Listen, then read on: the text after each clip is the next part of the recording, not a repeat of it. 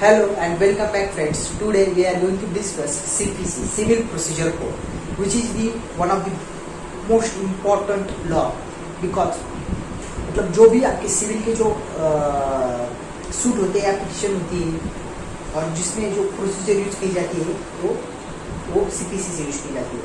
और इसमें क्या क्या बताया गया है मैं वो बताने की कोशिश पिछली वीडियो में की है।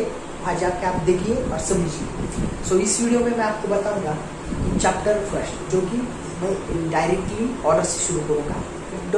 ऑर्डर से क्योंकि मैं जनरल वीडियो में बताऊंगा जिसमें आपको एक सेंटर लगेगा और बहुत सी चीज़ें समझ में आएंगी। तो ऑर्डर फर्स्ट क्या है? ऑर्डर फर्स्ट है पार्टीज टू द सूट, मतलब नेसेसरी पार्टीज, प्रॉपर पार्टीज। ये बातें आप खुद जाके पढ़िए कि नेसेसरी पार्टीज क्या होती है, प्रॉपर पार्टीज क्या होती है। या फिर एक सूट के लिए मैं जनरल बताता हूँ कि डिफेंडेंट और एक प्लेंटिफ होना चाहिए। प्लेंटिफ जो है वो सूट दर्ज करता है, पिटीशन कोर्ट में फाइल करता है अपने एडवोकेट के थ्रू, और जो डिफेंडेंट होता है उसको समझ चाहता है और वो अपना रिटन स्टेटमेंट देता है। यही बातें ऑर्डर्स में भी बताई गई। ऑर्डर फर्स्ट है पार्टीज टू द सूट, उसके आगे framing of the suit. Framing of the suit मतलब आप एक प्लेंट या फिर एक रिटन स्टेटमेंट कैसे बना सकते हो, जो आप एक सूट फ्रेम कैसे कर सकते हो। उसमें जो इम्पोर्टेंट बातें बताई गई है वो है कि आपको एक सूट फ्रेम करते वक्त आपको कहीं भी जो कि आपकी जो डिटेल्स है एक सूट के बारे में, जो कि प्रॉपर्टी है, एक फ्लैट है, लैंड है, या फिर एक एग्रीकल्चरल लैंड है, कोई सी भी प्रॉपर्टी हो, मूवेबल, इमूवेबल, टेंजिबल, इंटेंजिबल, कोई सी भी प्रॉपर्टी हो, उसके बारे में आप सूट दर्ज कर रहे हैं तो आपको वो प्रॉपर्टी की डिटेल्स देनी पड़ती है। मतलब उसकी जो दिशा होती है, जो कि साउथ ईस्ट वेस्ट, जो कि एक मैप होता है, वो देना पड़ता है आपको प्रॉपर्टी का। उसके अलावा जो कि रेवेन्यू रिकॉर्ड्स होते हैं उसमें जो मैप होता है, या फिर जो रिकॉर्ड होते हैं जो कि उसके जो नंबर्स होते हैं वो देने पड़ते हैं पर्टिकुलर सूट में। उसके आगे पूरी डिटेल्स होती है, कॉज ऑफ एक्शन होता है, सभी निकलता है बाहर। मतलब क्या एक्शन है जिसकी वजह से आपको जो कॉज है उसको आपको देना पड़ता है, कि जिसकी वजह से आप एक सिविल सूट दर्ज कर रहे हो या फाइल कर रहे हैं। और उसकी जो प्रॉपर्टी की वैल्यू होती है वो भी वैल्यू रेडी रेकनर से निकाल के आपको देनी पड़ती है। मतलब एक बाजार मूल्य, रेडी रेकनर मीन्स बाजार मूल्य होता है, उससे आपको निकाल के उसकी वैल्यू भी डालनी पड़ती है। ये सभी बातें आपको पता होनी पड़ती है, तभी आप एक सूट फाइल कर सकते हो, जो कि ऑर्डर सेकंड में बताया गया है।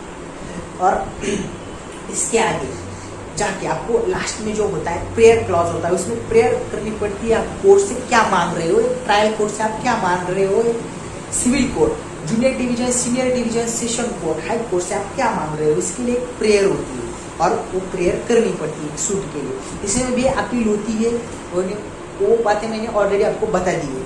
तो ये हो गया प्लेन तैयार। रिटन स्टेटमेंट में भी सेम होता है, आप वो डिफेंड कर रहे हो, उसमें आप सिर्फ डिफेंड कर रहे हो और कुछ बातें एक्सक्लूड की जाती है। और प्रेयर होती है कि जो आगे का जो सूट है वो गलत है, मैंने ऐसी कोई बात कही नहीं है, वो सब गलत है, इस तरीके से। मतलब एक सही होता है, एक गलत होता है। जो डिफेंडेंट होता है वो बता रहा है कि प्लेंटिफ गलत है, और प्लेंटिफ जो बता रहा होता है वो कि डिफेंडेंट गलत है। ये बातें होती है एक पर्टिकुलर सूट में, और ये भी ऑर्डर में बताई गई है।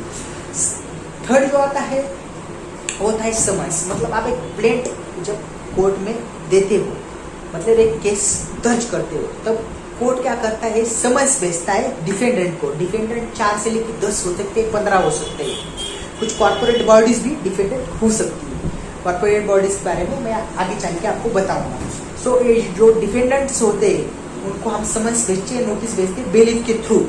और जब वो समन्स में एक प्लेन की कॉपी अटैच होती है, और इसके तरीके है कि जब डिफेंडेंट मतलब मिलता नहीं है, उसका एड्रेस मिलता नहीं है, तो क्या करना पड़ता है, इसके भी तरीके जो समन्स के चैप्टर में हम देखेंगे। सो मैं पॉइंट पे आता हूँ।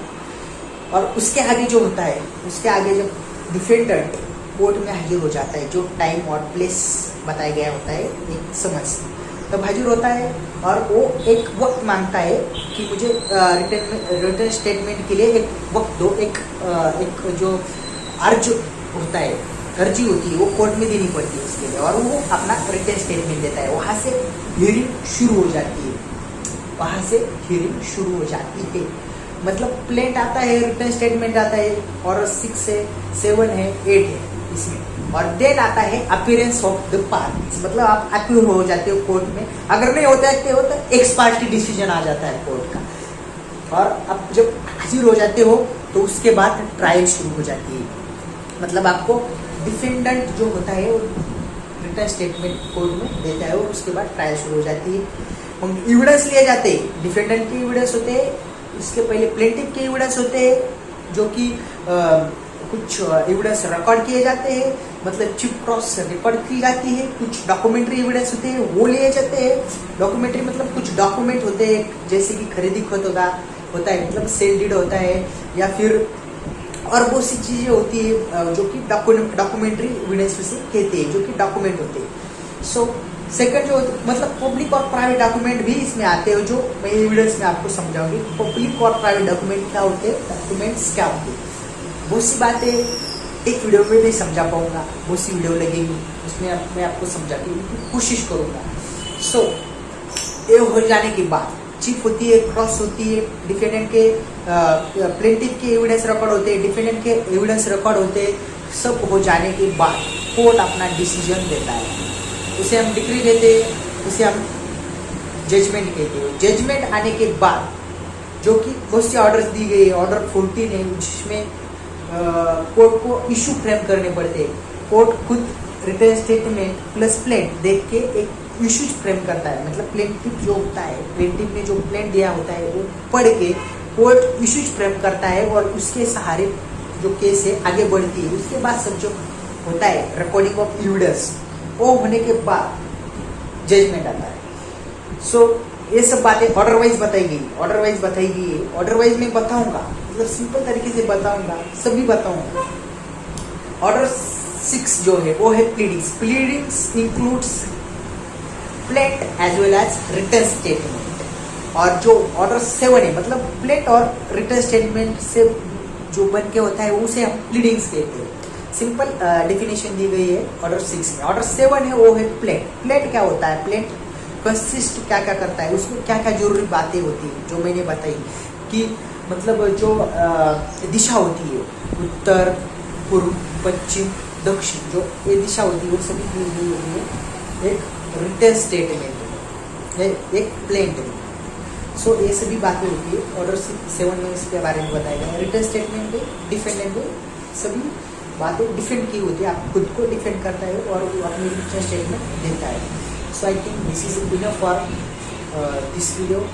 I will see you in next video. So thanks for watching.